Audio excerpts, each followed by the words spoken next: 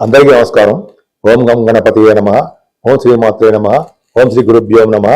ఓం మహాసరస్వత్యై నమో నమః. నేను మీ వాడ్రి వాదినారాయణరావు శర్మ మాట్లాడుతున్నాను. ఇప్పుడు మనం పరాభవ నామ సంవత్సరము మార్చి 19 నుంచి వస్తుందండి. అసలు ఆ సంవత్సరంలో ఏం జరుగుతుందో అసలు సింపుల్గా కొద్దిగా మనం తెలుసుకుందామండి.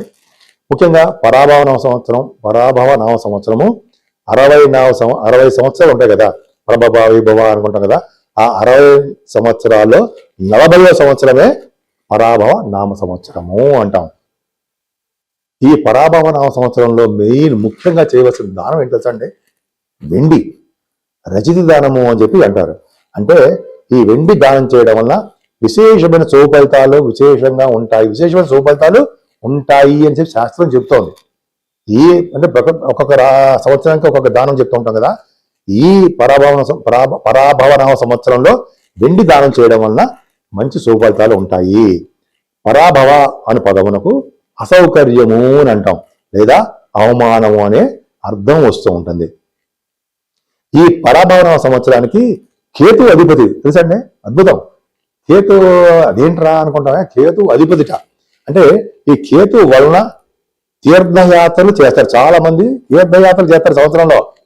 పరాభవ నామ సంవత్సరంలో తీర్థయాత్రలు ఎక్కువ ఉంటాయి. గంగా నదిలో స్నానం చేస్తూ ఉంటారు.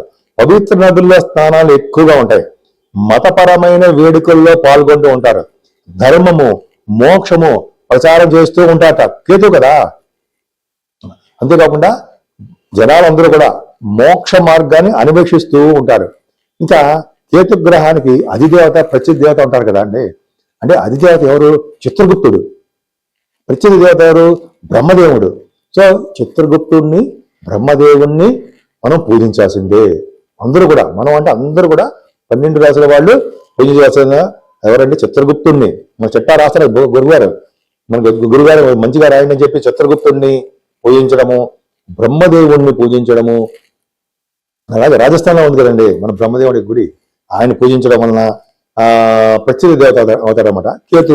కేతుని గణపతి ఆరాధన చేయడం వల్ల, సుబ్బని ఆరాధన చేయడం వల్ల, కేతు గ్రహాన్ని పూజించడం వల్ల సుఫలితాలే కలుగుతాయి. ప్రజల్లో అశాంతి పోయి శాంతి నెలకొల్పి ఉన్నత స్థాయి ఫలితాలు వస్తాయి అని ఈ పరాభవ సంవత్సరంలో కేతును ఆరాధించడం వల్ల జరుగుతోంది. అంతేకాదండి, ఈ పరాభవ సంవత్సరంలో కూడా కాలసర్ప దోషం కూడా ఉంది. జూన్ 30 వరకు ఉంటుంది. కాలసర్ప దోషం కూడా ఉన్నాయి. కాలసర్ప దోషాలు అంటే సవ్యకాల సర్పదోషం. అంటే ఏంటంటే రాహుకి కేతుకి మధ్యలో గ్రహాలు ఉండడానే సవ్యకాల కాలసర్పదోషం అంటాం. అంటే చంద్రుడు మారుతుంటాడు. ముఖ్యంగా ఈ 7 గ్రహాల మధ్యలో ఉన్న మిగతా గ్రహాలు ఉంటాయి. అంటే 9 గ్రహాలు 8 గ్రహాలు ఉంటాయి. ఇది రాహు కేతుల మధ్యలో. ఈ ప్రభావం వలన దేశంలో ఏం జరుగుతుంది అంటే, పరాభవ సంవత్సరంలో ఈ కాలసర్ప దోషంలో కాకుండా మిగతా నెలల్లో కూడా దేశంలో ఎక్కువగా ఆత్మహత్యలు, కరువు కాటకాలు, నేరాలు, మోసాలు తగ్గుముఖం పడతాయిట. జరుగుతాయి కాదు, తగ్గుముఖం పడతాయిట. అంటే ఏంటి? ఆత్మహత్యలు జరగవు, తక్కువగా ఉంటాయి. కరువు కాటకాలు అనేవి తగ్గుముఖం పడతాయి.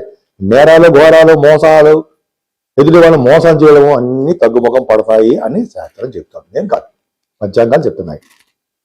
అంతేకాదండి, వైవాహిక వ్యవస్థ ఆశాభావంగా ఉంటుందిట. అంటే ఏంటంటే భార్యాభర్తలు విడిపోవడము, అసమానం దెబ్బలాడుకోవడము అవన్నీ ఉండవు. ఎక్కువగా వివాహాలు జరగడానికి అవకాశాలు ఉన్నాయి. గురు ప్రభావం వల్ల గురుగారు ఉచ్చస్థితిలోకి వస్తున్నాడు కదా జూన్ 2 నుంచి కర్కాటక రాశిలో. ఆయన ప్రభావం వల్ల కూడా మఠాధిపతులకి గౌరవము, సన్మానాలు జరగడము, దేశానికి సమర్థవంతమైన రాజకీయ నాయకత్వం అందించడము జరుగుతుంది గురువు వలన. అంతేకాకుండా గురు ప్రభావం వలన వర్షాలు విస్తారణ కురుస్తాయట. ఎంత బ్యూటిఫుల్ అండి. అంతేకాకుండా ఉన్నతమైన విద్య కొరకు విదేశాలకు విద్యార్థులు వెళ్తారు అని శాస్త్రం చెప్తా ఉంది. బ్యూటిఫుల్. అంతేకాకుండా ఈ సంవత్సరం మొత్తం కూడా ఎవరికి బాగుంటుంది తెలుసా అండి? సాఫ్ట్వేర్ రంగ ఉద్యోగస్తులకి, గవర్నమెంట్ సంబంధించిన ఉద్యోగస్తులకి, రాజకీయ రంగంలో ఉన్నటువంటి వారికి, ప్రైవేట్ రంగ సంస్థలో ఉన్న వారికి అవకాశాలు బాగా వస్తాయి. ఉన్నతంగా పదవులు వస్తాయి. వాళ్ళకి పూజింపబడతారు అని అంటారు. రాజకీయ రంగంలో ఉన్న వారికి ప్రజాదరణ, ప్రజాశ్రేయస్సు, ప్రజాదరణ, ప్రజాభిమానం ఎక్కువ ఉంటుంది.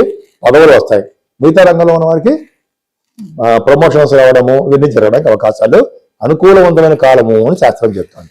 ఇది సింపుల్ చెప్పారంటే మరి ఇంకోసారి మనం ఈ పరాభవన సంవత్సరం రాశుల గురించి చెప్పుకుంటాం చూసారా, అప్పుడు మనం మంచి బ్యూటిఫుల్గా చెప్పుకుందాము. సో అప్పటి వరకు కూడా ఈ కాంబినేషన్స్ చాలా బాగున్నాయండి. సో అందరూ భయపడాల్సిన అవసరం లేదు. పరాభవం జరిగిపోతుంది మనకి అని ఏం ఉండదు.